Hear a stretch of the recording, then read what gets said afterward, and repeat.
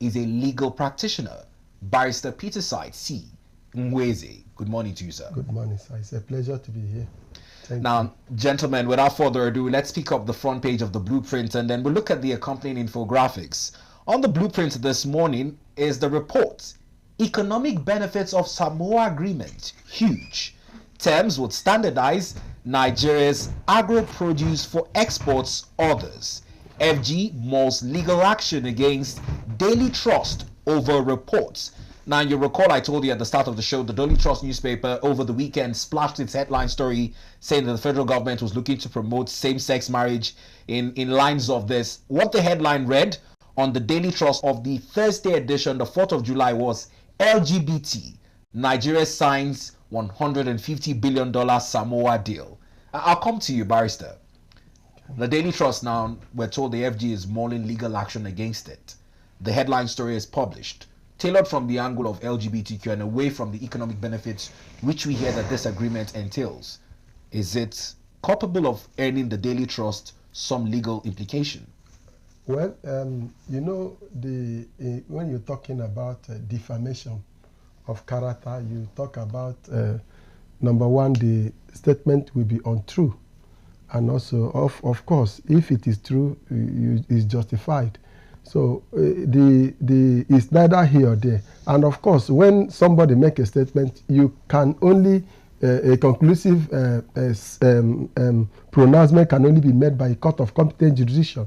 So it is only when they go to court and the court says otherwise, that's when you can talk about that defamation has been proved. Of course, you have a legal right to, you have that legal right to proceed to court for any person that you feel that says something that is defamatory or that derogates your integrity or personality. So it's neither here or there, provided it has not been tested in the court. Now let's understand the Samoa agreement, and we'll look at some infographics this morning as released by President Bola Ahmed Tinubu's media center. Now, when you look at the infographics, it also talks about the objectives of the Samoa agreement. One of the bold objectives is the fact that it states the new agreement would serve as a legal framework for EU relations with 79 countries. This includes 48 African, 16 Caribbean, and 15 Pacific countries. Now, 2 billion people are to be covered by the agreements, with the agreement set to strengthen the capacity of the EU and ACP, what the ACP stands for, African, Caribbean, and Pacific countries. Now, there are 6 priority areas. Top of that list is democracy and human rights, sustainable economic growth and development, climate change, human and social development, peace and security, and migration and mobility. Now, we're told that there are 48 African countries, Nigeria not just one of them. Now, a lot of the African countries have a strong stance against same-sex marriages, but away from that debate, many say the distraction is the fact that it's looking at agro-produce to get them to an exportable way and help Nigeria begin to export some of this abundant agri-resources that before the advent of oil, the country was exporting. 2 billion people to be covered by this. Many say it's now on the political will to ensure that the clauses of this agreement and the $150 billion is injected towards the benefit of the Nigerian people. Bito, as a student of history and a student of diplomacy, peace studies and diplomacy, in 1919, we had the first League of Nations that's later marred by the activities of German Emperor Adolf Hitler. And because of some of the agreements of this kind of nature and disagreement, and it is a period of might and strength, that's led us to what we have in 1945, the United Nations. And during that time, from that time till now, there have been series of agreements and all that, the Beijing Conference, the Devon Conference of here and there and all that, and coming to this Samoa agreement that was just signed. One thing that is peculiar about all these treaties is that it is give and take. And the African nations, African countries, the continent Africa has not largely or hugely, if you look at the antecedent and the cultural heritage of the African people, you will find out that the African has not really and sincerely benefited from these treaties. I will give you an example. You see, most of the conflicts that you see in Africa has to do with economic, colored with different interests. It could be politics, it could be religious, it could be ethnic. But the main problem in Africa is economy. Now the problem is, the question you need to ask yourself is that, is Africa continent a rich continent or a poor continent? Now if you are able to answer that question correctly with facts available, you find out that the people who have bedeviled Africa are still the superpowers. No African country has a right, to vote in the Security Council. It's part of the organ of the United Nations. The Security Council, there are big boys there. The United States, the France, the UK, and China smuggled their way in because of their population, Germany and the rest of them. These are the countries who have a right to determine the lives of millions and billions of people across the world. And most of what they protect is their own selfish interest. I will say that as a student of history and student of diplomacy and peace. Now, I can say this authoritatively, that this Samoa agreement, I am still studying it. I've studied to some extent. Like, there are some languages that were used that some of the lawyers and some of the experts have tried to interpret, like the language like gender. There is a misunderstanding, between what is called sex and gender. The question is, what is sex in the first place? Sex is the biological difference between a male child and a female child. Then what about gender? Gender is the social construct that is making you the way you want to see yourself, the way you want to be called, the way you want to be addressed. That is gender. I can decide that from today, I can change my gender from a man to a woman. And that is what is encapsulated in that agreement and some of those things.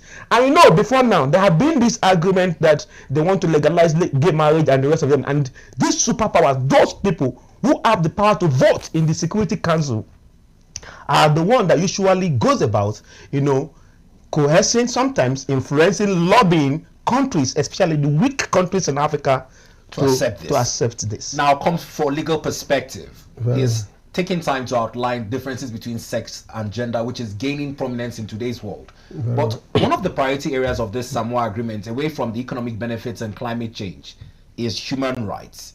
Now, in Nigeria, these issues have been outlawed. Many fear that signing this agreement means that the government going forward might go soft on this human rights matters that border on gender and sex. The government has reiterated that it would not tilt to the persuasion, much like you said, of these superpowers in the world. Do you have confidence in the President Bola Ahmed Tinubu administration that it will stick by its oar and would not have some amendments in our legislature that might allow for this human rights colorations in the lines of what the Daily Trust had published? Okay, yes. In that respect, that treaties, for any treaty to have bindingness or binding force in Nigeria, Section 12 of the 1999 Constitution says that it must be domesticated by the National Assembly. So even if Nigeria goes ahead to be a signatory to that treaty, it doesn't mean that it's operative here. It must be domesticated by the National Assembly. Of course, we can cast our mind back to the days of Goodluck Jonathan. They were saying that one of his sins was that there was the law that made same-sex marriage or intercourse or thereabout, homosexuality, 14 years in prison, penalizing it by 14 years imprisonment. So even if I'm also looking at, you can't, the world is a global village. We appreciate fundamental rights of individuals to, live a good life and have their free will and all that. But there is cultural values, because any law that is not in tandem with the culture and the tradition of people are obeyed in disobedience. So Nigeria can go ahead, be a signatory to the treaty is one step, then domesticating it. Then in the course of domestication, we choose and, leave some, is another topic altogether. But you cannot shut yourself out to the globalization of the world. You cannot shut yourself out from the, what comes up from relationship. Even we Christians, the Bible says one we chase 1,000 and two we chase 10,000. Look at the geometrical progression of it. So you can't, this world is not all about me and me alone. We can as well go ahead and, take the better aspect of it that suits to our cultural heritage. Then the aspect that doesn't, fall in line or is in tandem with what we are doing, we can do away with them. Well, it's one of those pragmatic approaches to the discourse, much like Barrister Peterson Ihueze has said in adopting the treaty with the $150 billion Samoa agreement. The federal government can choose to accept the good side, and in domesticating certain agreements, it is vested in the National Assembly to decide which parts it would want domesticated in Nigeria. So yes, in the coming days we'd hear if the federal government's intended lawsuit against Daily Trust newspaper would stand in what Barrister Peterson has also said might be some defamation in the way that story was captured. The federal government is deciding this morning to harp more on its Agric Revolution, which is one of the highlight features of the $150 billion Samoa agreements. Now, in keeping on with more stories as we saw earlier in our review, is the resurfacing of long queues at filling stations in Nigeria. Now, the Vanguard newspaper, the Punch, I beg your pardon, and the Daily Trust this morning have stories that image resurfacing queues on their front pages. On the Punch newspaper, you'd find the prominent picture, a picture of resurfacing filling queues in a fuel station, while the lead story reads, "Fuel scarcity looms as depots raise petrol price to 720 naira per litre. Filling stations raise petrol price as depot price raises," says Ipman. NNPC officials storm Lagos depots, ask marketers to prioritize Abuja. Now, similarly on the Daily Trust, you'd find another picture above the picture of the Vice President. Filling stations, long queues resurfacing as the Daily Trust looks to give an explanation in its editorial this morning why fuel queues persist, spread by marketers. Now, over the course of the weekend, I'm sure you encountered some of these challenges. Yeah. Now, many are talking about it from this deregulation of the downstream sector to allow independent players coming. But the challenge is NNPC remains the sole importer of refined petroleum. At a time like this, many were talking about the coming on board of refineries in the country, which would also bring down the cost in landing this fuel and transporting it to many parts of the country. But this is still the challenge we're facing. This is July. Promises were that by the end of June, we'd see refined PMS from Dangote refinery as well. How do we surmount this challenge in our petroleum downstream sector? Surmounting this challenge, you say, well, I just hope that we'll get it right, because I think Nigeria as a country, we have tested on different policies, we've delved into different approaches, and all seems to be, abortive and not yielding that needed results that we are looking for. You see, I've always maintained, I try to investigate what could be the cause of fuel scarcity at these material times. And some of the facts and figures that I could gather is logistics. The problems were attributed to logistics and the recently increased of these interest rates. And some marketers also allays the fair to the vessels that brings in fuel into the country. They have smaller vessels and they have bigger vessels. That is one of the challenge.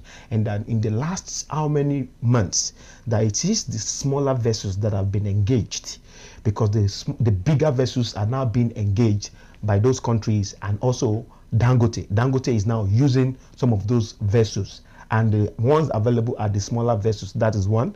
And the other factor that we can tie this to is the Russia, the ban on Russia that most of the European countries and these superpowers has placed sanction on Russia. On trades with Russia. Yeah, on trade with Russia. So most marketers that usually have that smooth relationship with Russia before in getting their PMS have now been deterred. They cannot do that anymore because of the sanction, and then it affects the supply to the country. And another thing is the NNPC. NNPC not supplying enough fuel to the marketers, because the marketers said their right, their duty is to sell, and they are willing to sell because some of their operators operate for 24 hours. But the issue is that they don't have these resources, and if they don't have it, they can't give what they don't have. You see, the problem is that we need to look for why all these are, for me, I see them as excuses. They are just film sale excuses from a nation like Nigeria. We're talking about a country that is far blessed with so much oil, and we have refineries. We have, at least as of today, we have 4 refineries. But what is shocking is that among all these 4 refineries, none is working as I speak to you, because we are not still getting fuel from our refineries. And the federal government needs to give us a strong statement and sincere fact about what is happening to our refineries. I will keep talking about what is happening in Kaduna refineries, what is the state of repair in Port Harcourt refineries, as well as Warri refinery. Now come to you, Barrister. Yes. We just saw the conclusion of the National Oil and Gas Week in Abuja here, and the NNPCL GCO Mele Kyari talked about divestments in the gas sector to complement our oil reserves. But it almost feels as though there is a beautiful plan on ground.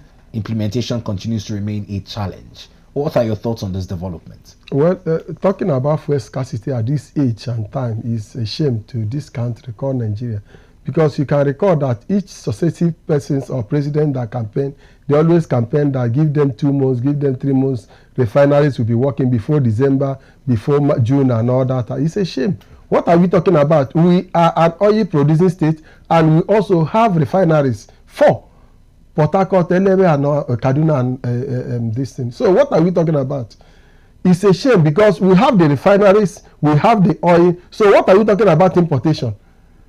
In fact, Nigeria should have been sufficient enough to export to the other African countries. But because of lack of political will, corruption, and whatever you can call it, or should I call it not prioritizing the oil sector, is a function of all this that we are talking about.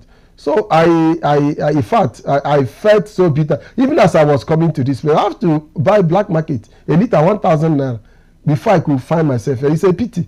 You know, I was talking about discussing with somebody. Once in Nigeria you get to a level, you want to adjust with economic reality, there will be another austerity measure. There will be another program, you know, shattering either from negligence of the government or whatever policy of the government that will shatter your arrangement. By then, Nigerians are getting impoverished on a daily basis. Last week, we saw a report of 13 multinational companies that existed in Nigeria for a period of time, and the antecedent unemployment. Are we making progress? Can average producer or manufacturer manufacture and make profit in Nigerian economy? The answer is in the negative. Talking about government policies, taxation, inaccessibility of raw materials, non-power supply, and all that. So it's a pity.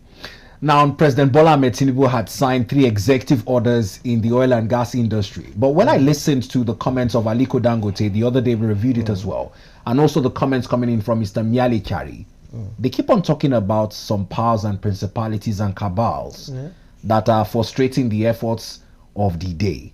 Are there non-state actors that are seemingly bigger than our national interest? You see, I listened to Dangote, and we analyzed it in this studio the last time. And when he talks about principalities and powers, he wasn't talking about the Nigerian people.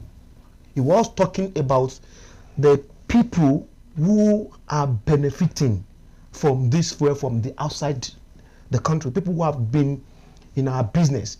They are responsible for the failure of our refineries. They are responsible for the poverty we have on a daily basis. They are responsible for the conflict we have here. They are responsible for some of these problems we are having. We didn't know until when private sector gets into that sector. We use an example of the aviation sector and now the oil sector. You know, I told you something about Alan Oyema the last time, the CEO of Peace Air. Air Peace. I told you how he was almost frustrated out of the business. When Dangote got in, he faced the same challenge. Who are those principalities? They are people who naturally believe that this business is their business. And I tell you, let me tell you, whenever you see suffering in any part of the world, it's not created by anything. It's created by men. There are some people that are not interested in the workings and the progress of certain countries in the world. And they are super people. They are super people. They are not ordinary people. They are cartels. They are a group of people. They control this world. I'm not saying devil. I'm not saying satanic forces. I'm talking about big name, big people, big conglomerates that are capitalists, that controls the world capitals. They control the liquidity in the world. They control the business. So, talk about software, talk about agriculture, talk about anything. They have control. Now, how do you save yourself from those kind of people? You need political will. You need sincerity of purpose and understanding that we need to localize our own solution. It is not everything that is coming from the external world that we need to accept. Sometimes we need to look at our people. Any kind of business that you are doing, anything you are doing that is not sustainable, you desist from it. Look at business that can encompass everybody and everybody is engaged doing something. Our resources are not controlled by Nigerians. Most of these resources, they still have influence of the shadow party, and that is why the government needs to sit up. Let me tell you, even the federal government is trying. There is a situation you find yourself. Your job is, when you are drawn inside the river, what do? You scamper for help anyhow. You just do like this to stay afloat. So stay afloat. What the federal government is doing presently is just trying to dabble like this, doing their hand like this to stay afloat, because the country is drowning because of what? Some of the overwhelming influence from this power that be. Now let's look at other papers as we continue to review this morning. It's from the economic angle and what is affecting certain key players in the industry. On the Vanguard this morning and the national economy, before we pick up this day newspaper, let's just quickly breeze through. On the Vanguard newspaper this morning, it says brewing industry choking over high cost of raw materials. Brewing industry choking over high cost of raw materials. It says in the strap lines, expenses rise 113% to 188 billion naira. Importation alternative stifled by high exchange rates. Top brewers borrow 812 billion naira to survive. Loan repayment costs rises 191%. Losses escalate by 1,034%. Now on the national economy, it says fixing FX issues, major option as multinationals exit Nigeria. Fixing FX issues, major option as multinationals exit Nigeria. Stakeholders blame exit on low purchasing power, competitive market. Nigeria loses 95 trillion naira in 5 years. Now let's also quickly look at the This Day newspaper. On This Day newspaper, you'd find above the masthead a story of interest. That story says S&P Dangote refinery capable of solving Nigeria's FX problems. Catalyst economic development. Now the challenge is blamed on FX. We are seeing what is happening in the brewing industry. Most of them are borrowed, and looking at the loan repayments, people are saying even with this borrowing, they might not be able to make profits. Multinationals, like Barrister said, are already exiting the country. At this point in time, does the onus lie solely on Dangote refinery? It's published on This Day as S&P are looking at Dangote, his largest single trading refinery, sugar, cement. It almost feels like the only thriving manufacturer in the country. Does the onus of rescuing Nigeria's economic fortunes rest solely on Dangote?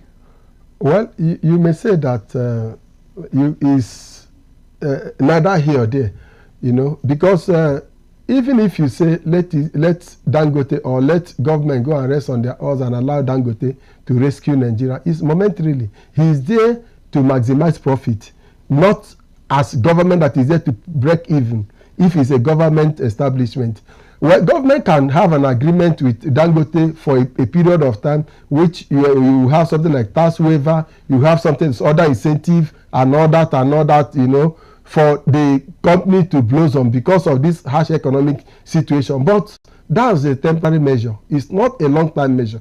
What government needs to do is to deregulate the economy 100%.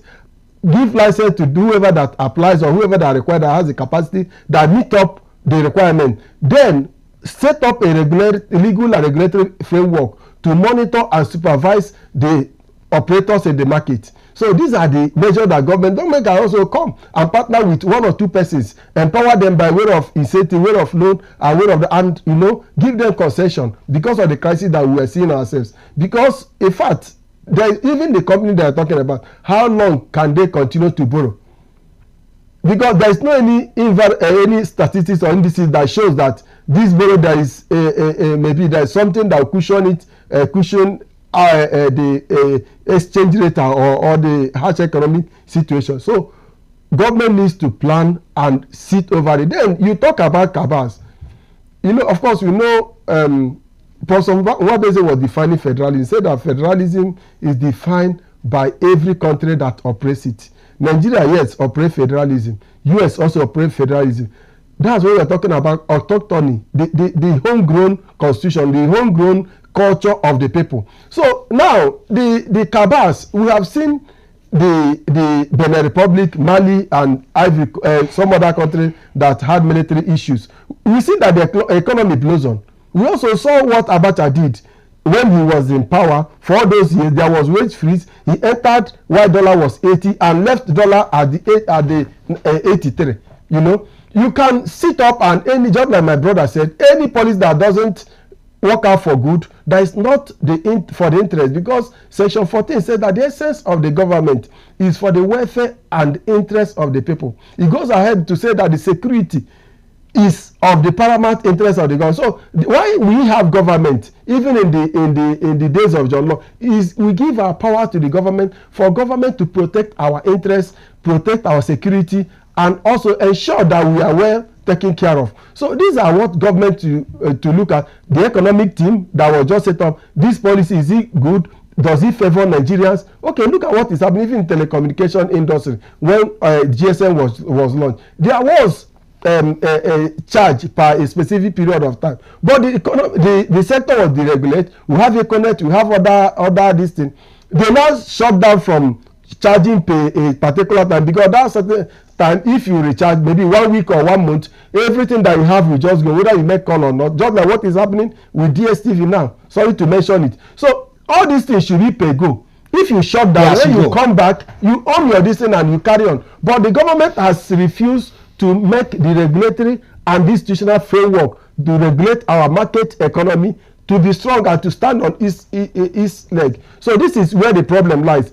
Guide the economy. We have the population, we have the resources, we have the manpower. There is a way the government can go about it. Before you know what is happening, Nigeria will be a doye, it will be an iceberg, it will be a toast of the moment to other nations.